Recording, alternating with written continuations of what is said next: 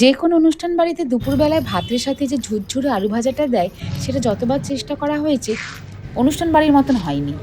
অনেক চেষ্টার পর কিভাবে আজকে অনুষ্ঠান বাড়ির মতন এই রকম ঝুরঝুরে আলু ভাজা বানালাম, আজকের ভিডিওতে সেটাই দেখাবো। এখানে 4টে আলু নিয়ে নিয়েছি। ভালোভাবে খোসা ছাড়িয়ে আলুগুলোকে গ্রেট করে নেব। এই গ্রেট করা আলুর মধ্যে 5 থেকে 6 বার জল দিয়ে একদম যতক্ষণ না সাদা জল আসছে ততক্ষণ পর্যন্ত ধুয়ে নিয়েছি। আপনারা যখন বাড়িতে করবেন একটু সাবধানে করবেন। আমার এখানে করতে গিয়ে বুড়ো আঙুলটা একটু কেটে গেছে, তবে বেশ কয়েকবার আলুটাকে ভালো করে ধুয়ে নেওয়া কিন্তু খুব জরুরি। এবার আলুর ভেতরের জলটাকে খুব ভালো করে টিপে বের করে দিয়ে একটা জায়গার মধ্যে বরফের কুচি আর ঠান্ডা জল দিয়ে অন্তত আধ ঘন্টা মতন ভিজিয়ে রাখতে হবে।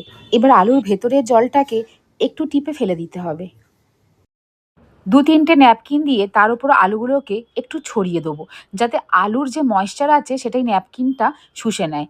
ভালো করে এটাকে মেলে দিয়ে এর ওপর দিয়ে আর একটা ন্যাপকিন চাপা দিয়ে মোটামুটি 1 থেকে 2 ঘন্টা মতন রেখে দেবো। তারপর এখানে আলুগুলোকে ভালো করে ছাড়িয়ে নিয়ে আর একটা প্লেটে রেখে দেবো। এবার দেখতে পারবেন আলুটা একদম শুকিয়ে গেছে, কোনো রকম ময়েশ্চার আলুর ভেতরে নেই। এবার অল্প একটু বেকিং পাউডার এবং তার ডবল খাবার সোডা দিয়ে ভালো করে আলুগুলোকে মিশিয়ে নিয়ে গরম তেলে একদম গ্যাসের ফ্লেমটাকে হাই করে দিয়ে ভেজে নেবো। প্রথমে তো আলুগুলো কড়াতে দিলে মনে হবে একটুখানি নেতিয়ে গেছে, কিন্তু ভয় পাবার কিছু নেই। অল্প একটু নাড়াচাড়া করার পর আলুর মধ্যে ব্রাউন কালার এসে গেলেই ভাজা কমপ্লিট হয়ে গেছে।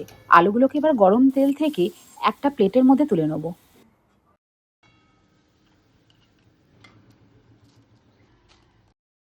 ঠিক এইভাবে যদি বাড়িতে বানান তাহলে একদম বিয়েবাড়ির মতন ক্রিস্পি আলু ভাজা বাড়িতেই তৈরি হয়ে যাবে। 2-3টে শুকনো লঙ্কা আর অল্প একটু কারি পাতা। এই আলু ভাজার মধ্যে 2-3টে কারি পাতা দিয়ে দিলে এর টেস্টটা খুব ভালো হয়ে যায়।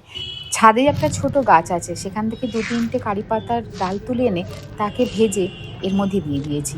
একদম বিয়েবাড়ির মতন ক্রিস্পি আলু ভাজা আজকে বাড়িতেই বানানো হয়ে গেছে। এর মধ্যে অল্প একটু নুন, সামান্য একটু লঙ্কা গুঁড়ো দিয়ে ভালো করে মিশিয়ে নিতে হবে।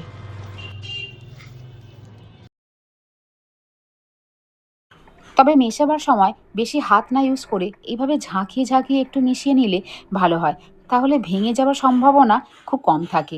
মেশানো হয়ে গেলে একটা কন্টেনারের মধ্যে, তবে কন্টেনারটা একটু এয়ারটাইট হলে ভালো হয়, এতে আলু ভাজাগুলো একটু ভালো থাকে। এবার গরম গরম ভাতের সাথে এইরকম একটু ঝুরঝুরে আলু ভাজা, সামান্য ঘি, এই শীতের দিনে কেমন খেতে লাগবে এবার আপনারাই বলুন।